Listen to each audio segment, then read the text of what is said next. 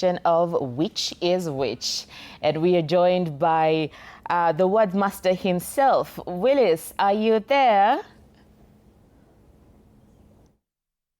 Yeah, there is something that I really loved. That is the way that song came out. And I think Kenyans are talented in different ways. And that is why I always say this country is a wonder in many ways. Wakio, how are you? I'm very well, thank you. Happy Labor Day. Yes, happy Labor Day to you too. And another thing that has struck me is the way you are shining and the punch that you've given the show. And on my part, or in Kisi, I'm all set for Which is Which, Wakio. All right, let's get right to it. Tell me this word, which means removing somebody from a position of authority and replacing him or her with somebody else. How would we say this word? It's OUSTER. Is it OUSTER? Because okay. Is it OUSTER? What would you say?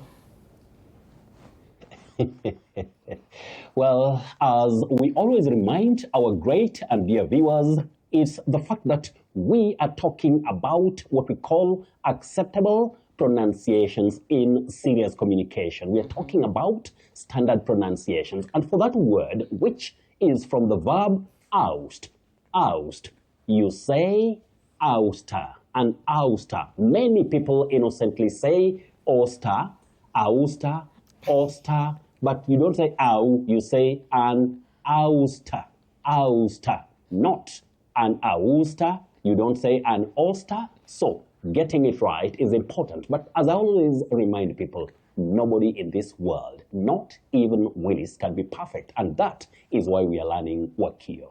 And that has no relationship with ahusa, the calming down of self. I know. How about we try another word? Yes. This word appears to me to be meted, METED, which means it's about punishing somebody or making somebody suffer bad treatment. Is it meted?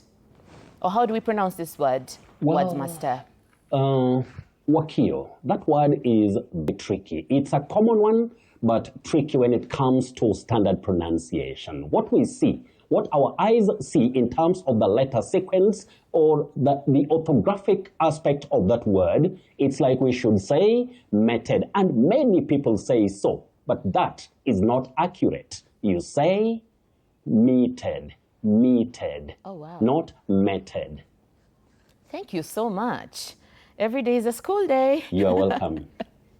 What about... You're welcome. The Britons always like to call journalists in a short form.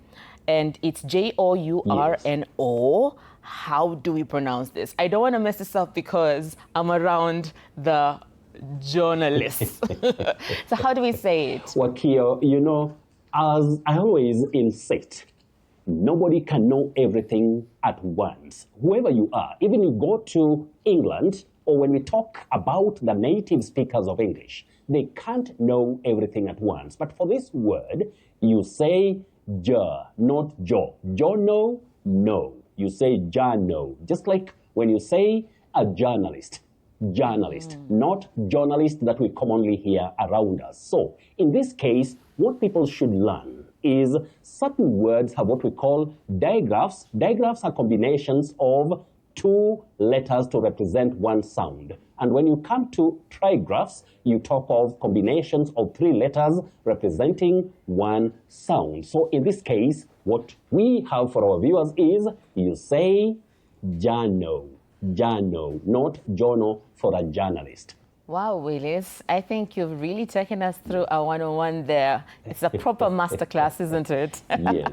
All right, take us through the collections of the week. What do you have for us? Yes, our collections are always there for our learning also, my dear sister. And the first word, you can check our screen. The first word, dear viewers, you say inaugurate, to inaugurate, just like inaugural, not inau. Inau, no. It's ino. The A and U are digraphs, or is a digraph. They combine to form the long sound O. So you say inaugurate, just like inaugural. The second word, check it clearly. Many people innocently say predator. Predator, no. You say predator.